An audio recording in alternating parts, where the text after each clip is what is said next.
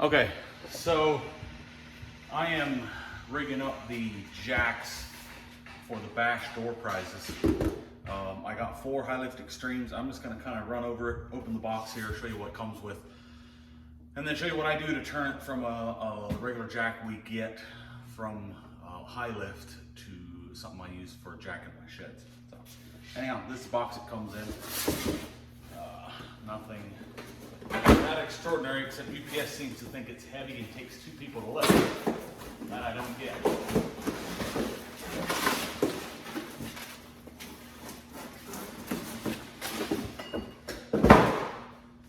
Okay, so this is how it comes. The Hilift Extreme is a little different than their regular one. There's a little argument as to what the differences are. Let me grab this. In my experience, the Extreme clicks a little sooner when you put the jack down. If you're jacking sheds, you know the frustration when you put your handle down. It hits the ground when you're down low, and some of the guys cut their handle shorter. It can be really frustrating. According to Ruben from Pine Hill, they tried them, and they said brand new, they're both exactly the same. I tried them. My standard one had been used for a little bit. And I don't know for sure, but the Extreme clicked about 6 inches sooner on the end of the handle. Extreme clicks just north, just above, straight out. So anyhow, this is how it comes. Here's one of the things the Extreme comes with, which I do not use, is this thing here that you can slide up and down, bolt on. It's got a wing nut and a regular bolt. You can slide a chain in there. You can use it as a spreader bar or whatever. But that is what it comes with. Let me go ahead and take this wire off. I'm gonna try to save these instructions so I can still send them well. There we go.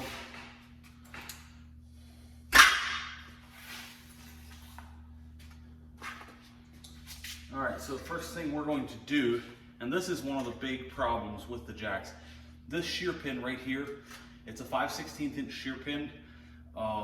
It's a softer bolt, and when you push down like this, all your pressure's on there. It's not a real tight fit, and I've discovered almost immediately, even with the Extreme, that thing will bend, and so you gotta push down further. So right now, you watch, that clicks at right there, so I'm not even level yet. That's brand new. First time you pick up a 12 by 24 high side barn or anything bigger like that, that shear pin is gonna bend and you're gonna be down about here, and in no time you'll be down hitting the ground. So first thing I do is take that bolt out, and I'm gonna drill that out and put a bigger one in.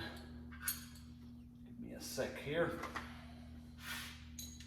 We'll take this puppy apart.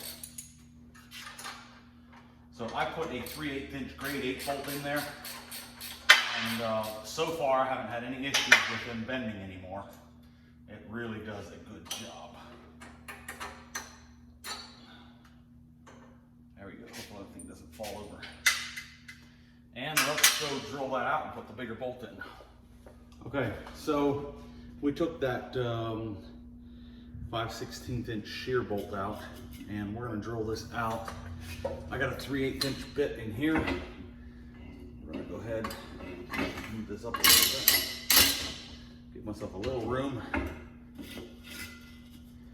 And we're going to drill this out to take a 3/8 inch bolt. This is a little awkward, just warning you. An extra hand is nice, but I've been drilling all of them so far by myself. So.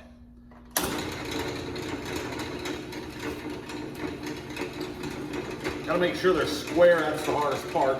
Otherwise your bit binds up in there.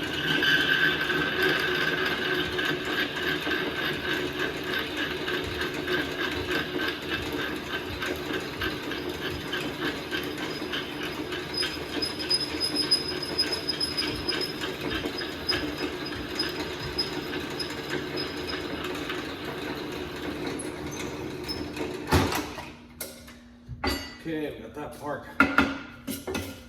And we'll get this.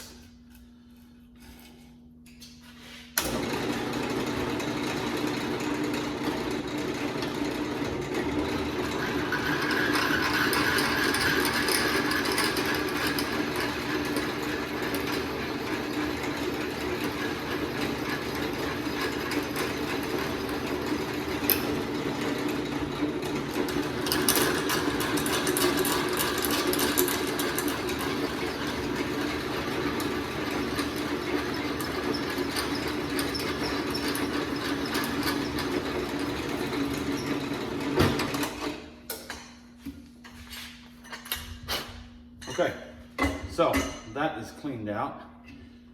Let us get our bolt. Again, I put my bolt in from this side, so all my nuts and everything are on the same side as my handle.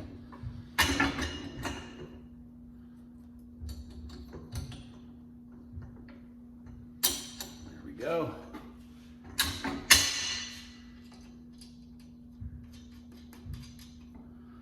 And I snug that right down.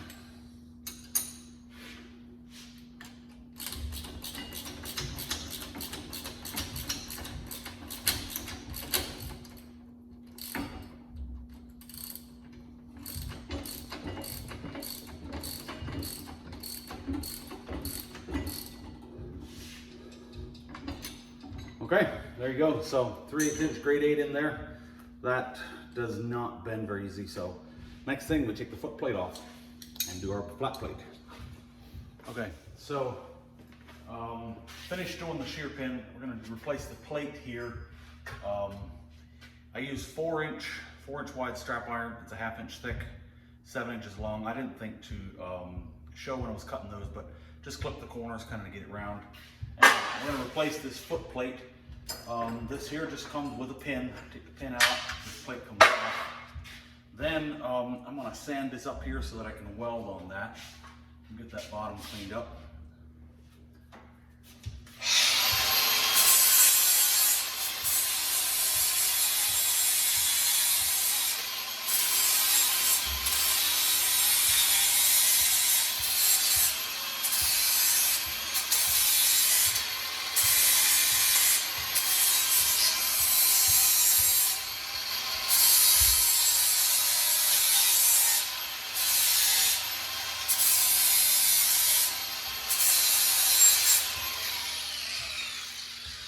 So that's basically to let me weld that. This is powder coated, so when it comes, so I'm going to be able to weld onto this flat iron here. Now,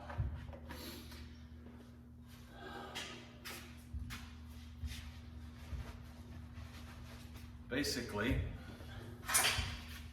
I set this, make sure my welder isn't trigger. All right, so I put this here, set this on top of the foot plate, and then I try to match it, the position, with the other foot plate. So I line it up. You want it a little bit back of halfway. So we're going to line that up about like so. Make sure we're centered. That should be about right there. And we'll tack it into place.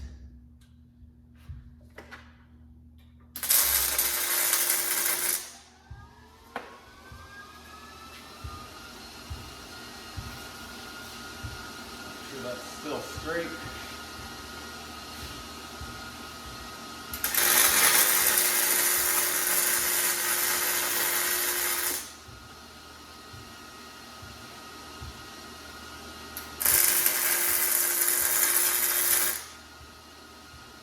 So I'm going to weld on the front and the back here. I don't make too aggressive because it can get wedged up underneath here when this goes all the way down.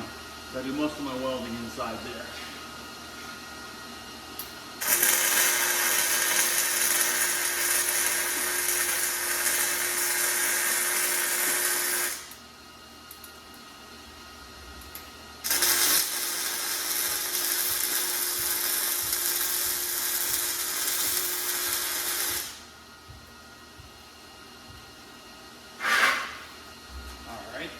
Should hold pretty good. Now, I just take my sander and get my weld slag off.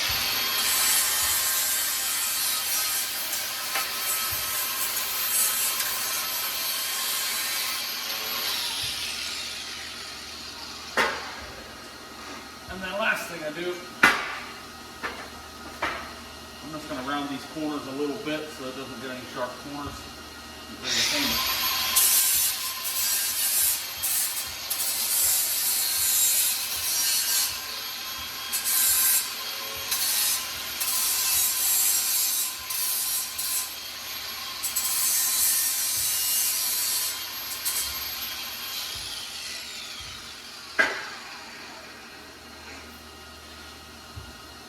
Okay, and finally I'm going to degrease that.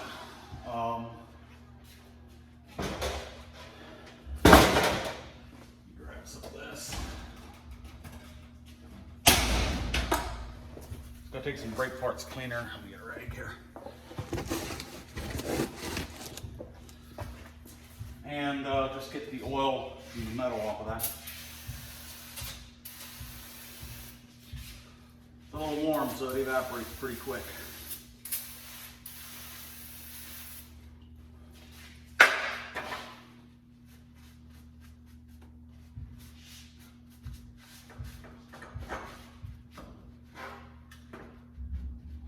Try to get any of that burnt smoke off so the paint sticks on it.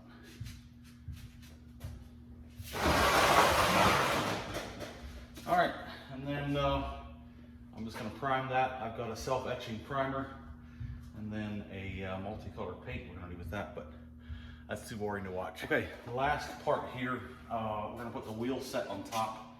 I'll show you a little bit here. These are the wheels that I like. They've got bearings in them. There's a little sleeve in the middle. You can see that. When they come out wired together so they can't come out. But anyhow, that's got a bearing in it and it rolls real nice and smooth. I don't like the narrower poly wheels. The other ones are bigger and they're narrower and they just tend to be floppy on top of the jack. I like this held tight. So this here, I'll put a link in the description where I get these. I get them on Amazon. It takes a 6.5-inch, half-inch bolt, put the bolt straight in. Then I take 2 half-inch washers and I make sure I come from the side on my jack. I always try to keep the one side clean. Where my handle is, where my lever is to put up and down, is where my excess bolt is, where the nuts are as much as possible. So anyhow, let me just turn this here. We're gonna go stick this through here, put 2 more washers on this side, put the last one here, and then I use a lock nut on here. Takes a 3/4 inch. Oh, I forgot something. This one here is for the bash. I'm trying to make it stay nice and clean. So hold on a second. I'm putting this back on. That way the lucky winners get their instructions. So there we go. Back on here. So those washers allow me, that insert allows me to bolt that thing very tight, so it's going to be very rigid. And there's no flopping around at the top of the jack. So.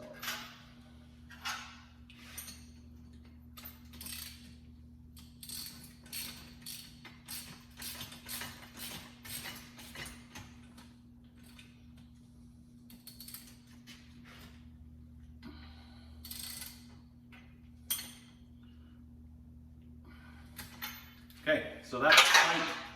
There is no flopping. Yet they roll freely. The handle fits right nicely in between there, so you're not hitting the wheels if you're up high and you're trying to let the jack down. So there we go. That is a jack ready for jack and sheds. And some lucky guy's gonna win this.